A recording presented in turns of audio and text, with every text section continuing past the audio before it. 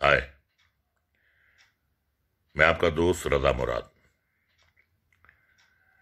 आज मेरे वालिद साहब, मेरे पिताजी की 23rd डेथ एनिवर्सरी है। मैं उनके बारे में आपको कुछ बताना चाहता हूं। उन्होंने 500 से ज्यादा फिल्मों में काम किया। 1942 में उन्होंने शुरुआत की फिल्म नजमा से, जो महबूब साहब ने बनाई थी, और महबूब साहब की बहुत सी फिल्मों में काम किया उन्होंने। नजमा, अनमोल घड़ी, अनोखी अदा, आन, अमर वगैरह वगैरह। और उनका अपना एक कीर्तिमान, एक रिकॉर्ड है कि सबसे ज्यादा उन्होंने जज के रोल्स किए। 300 फिल्मों में उन्होंने जज की भूमिका निभाई। ये अपने आप एक रिकॉर्ड है। जो उनकी बहुत ही मशहूर फिल्में हैं वो हैं मिर्जा गालिब, दो बीघा जमीन, यहूदी, दीदार, अंदाज, मुगल आजम वगैरह वगैरह वगैरह, ताजमहल। तो हमेशा उन्होंने बड़े शानदार रोल किए। गोरा चिट्टा रंग था, हरी आंखें थीं, सुनहरे बाल थे, बहुत खूबसूरत थे वो, बहुत हसीन इंसान थे, और बहुत ही गरजदार बैरीटोन आवाज थी उनकी।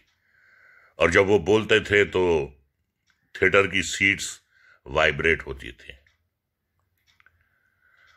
तो उनका एक बहुत बड़ा कंट्रीब्यूशन रहा है। 500 फिल्मों में काम करना बहुत बड़ी बात है। खाने पीने के बहुत शौकीन थे, दोस्तों को बहुत मानते थे, और हमेशा लोगों की मदद करने के लिए तैयार होते थे। शेर व शायरी का उन्हें बड़ा शौक था। शुरुआती जिंदगी में वो वकील थे रामपुर में, वहां एग्जीक्यूटिव ऑफिसर भी थे। फिर कुछ नवाब रामपुर रजा अली खान से 1938 में उनके कुछ डिफरेंसेस हो गए, और उन्हें 24 घंटे के अंदर अंदर रामपुर छोड़ने का ऑर्डर मिला, और वो मुंबई आ गए। और यहां वो आए थे राइटर बनने के लिए। महबूब साहब के पास अपनी कहानी लेकर गए। महबूब साहब ने कहा, भाई कहानी वहानी छोड़ो, तुम बड़े खूबसूरत आदमी हो, एक्टिंग करोगे? एक्टिंग करने का कभी कोई उनके जहन में ख्याल भी नहीं आया था। उन्होंने कहा ठीक है, ट्राई करते हैं। और वहां से मुराद साहब की बतौर एक्टर 1942 से शुरुआत हुई। मुराद साहब की तालीम इस्लामिया स्कूल इटावा में हुई, अलीगढ़ मुस्लिम यूनिवर्सिटी में हुई। उन्होंने लॉ किया, और वो एज ए लॉयर रामपुर में प्रैक्टिस करते थे। हमारा जो खानदान था वो फौजियों का था, और हमारे जो एंसेस्टर्स थे, बाप दादा, वो अफगानिस्तान से आए थे, पंधार से। हम लोग फौजियों में नौकरी करने के लिए आए थे, जो यहाँ की स्टेट्स की फौजें होती थीं। और फिर हम पंधार से आए और यहीं रह गए। जो इलाका है यूपी का, रोहिलखंड का, वहां सारे जो पठान थे फौजी, वो वहीं रह गए, और यहीं की खवातीन से उन्होंने शादी की।